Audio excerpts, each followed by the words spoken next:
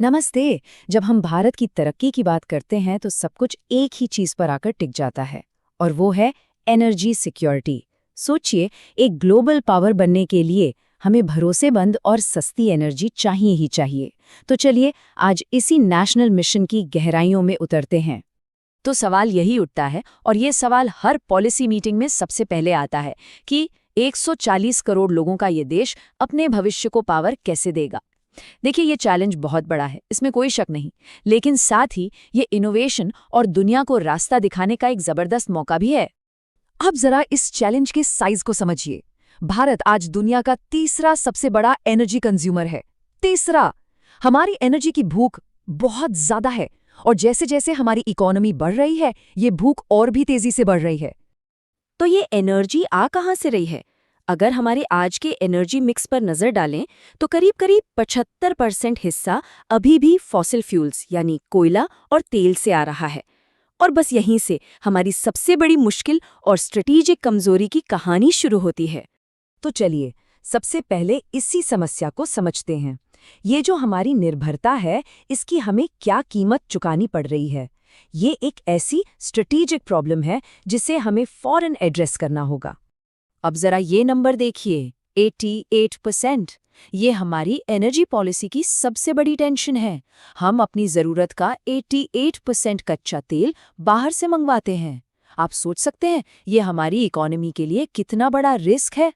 सवाल ये है कि ये तेल आता कहाँ से है?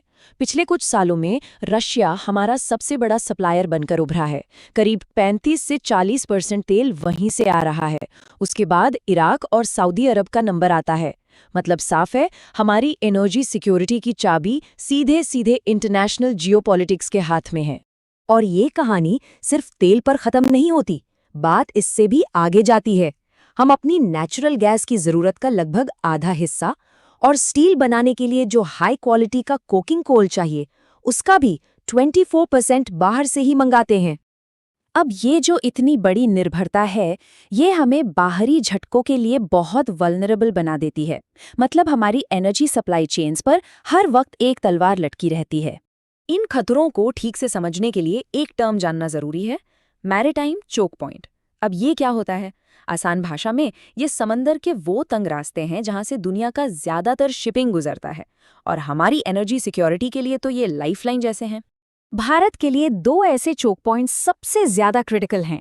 पहला है स्ट्रेट ऑफ हॉर्मुज, जहां से वेस्ट एशिया का सारा तेल आता है, और दूसरा है स्ट्रेट ऑफ मलक्का। सच कहूं तो ये हमारी एनर्जी की नसें हैं और इनकी सेफ्टी हमारे लिए सबसे ऊपर है।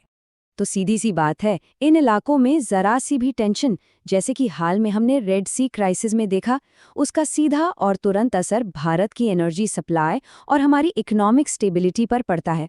तेल के दाम आसमान छूने लगते हैं और इसका सीधा असर हमारे देश के बजट पर पड़ता है। तो अब जब हमने प्रॉब्लम समझ ली है तो बात करते हैं सल्यूशन की। इन्हीं कमजोरियों से निपटने के लिए सरकार एक बहुत ही प्रोएक्टिव और मल्टी डायमेंशनल स्ट्रैटेजी पर काम कर रही है, ऊर्जा आत्मनिर्भरता की तरफ। ये हमारा सुरक्षा कवच है। तो इस कवच की पहली लेयर क्या है? वो है हमारा स्ट्रेटेजिक पेट्रोलियम रिजर्व या एसपीआर। आसान भाषा में कहें तो ये हमारा इमरजेंसी तेल का भंडार है। आज की तारीख में हमारे पास इतना रिजर्व है कि हम करीब 9.5 दिन तक देश की जरूरत पूरी कर सकते हैं। लेकिन इस 9.5 दिन को ग्लोबल स्टैंडर्ड पर देखना भी जरूरी है। जो इंटरनेशनल एनर्जी एजेंसी है वो कहती है कि हर देश के पास कम से कम 90 दिनों का रिजर्व होना चाहिए। अब आप खुद देखिए, 90 दिन और हमारे 9.5 दिन, ये एक बहुत बड़ा गैप है और हम इसे भरने के लिए पूरी तेजी से काम कर रहे हैं। हमारी जो पूरी नेशनल स्ट्रैटेजी है वो 3 सिंपल पिलर्स पर टिकी है। पहला, आज को सिक्योर करो। दूसरा, लोगों को पावर दो। और तीसरा, आने वाले कल के लिए इन्वेस्ट करो। और ये सिर्फ बातें नहीं है, इस पर जमीन पर काम हो रहा है। हम अपने एसपीआर की कैपेसिटी 6.5 मिलियन मीट्रिक टन और बढ़ा रहे हैं। लोगों को एम्पावर करने के लिए है पीएम सूर्य घर योजना है, जिसके तहत 1 करोड़ घरों पर सोलर पैनल लगाने का लक्ष्य है। और फ्यूचर में इन्वेस्ट करने के लिए है हमारा नेशनल ग्रीन हाइड्रोजन मिशन, जिसका टारगेट है फॉसिल फ्यूल इंपोर्ट पर होने वाले खर्च को 1 लाख करोड़ रुपए तक कम करना। तो चलिए अब थोड़ा और आगे की सोचते हैं और देखते हैं कि ये सब हमारे 2047 के विजन से कैसे जुड़ता है। देखिए, ये जो भी कदम उठाए जा रहे हैं, ये कोई शॉर्ट टर्म फिक्स नहीं है, बल्कि एक बहुत बड़े लॉन्ग टर्म प्लान का हिस्सा है। ये है हमारा फ्यूचर का रोड मैप। टारगेट क्लियर है, 2030 तक 5 million metric ton green hydrogen का प्रोडक्शन।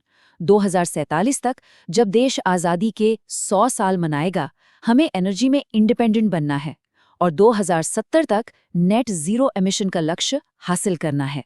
लेकिन एक बात साफ है, ये रास्ता फूलों का नहीं है। प्लान तो हमारे पास सॉलिड है, पर जैसे जैसे हम आगे बढ़ेंगे, नए नए चैलेंजेस और खतरे भी हमारे सामने आएंगे। ये कुछ ऐसे खतरे हैं जो हमेशा बने रहेंगे। पहला, साइबर सिक्योरिटी का खतरा। हमारे स्मार्ट ग्रिड्स और एनर्जी इंफ्रास्ट्रक्चर पर साइबर अटैक्स का डर। दूसरा, क्रिटिकल मिनरल्स जैसे लिथियम और कोबाल्ट, जिनके लिए हम दूसरे देशों पर निर्भर हैं। और तीसरा, जियोपॉलिटिकल शॉक, यानी दुनिया में कहीं भी कोई लड़ाई होती है तो उसका असर हम पर पड़ता है। तो सबके सामने यही सबसे बड़ा सवाल है, क्या ये सारी स्ट्रैटेजीज भारत को एक सच्चा ग्लोबल एनर्जी लीडर बना पाएंगी? हमारा आने वाला कल इसी सवाल के जवाब पर टिका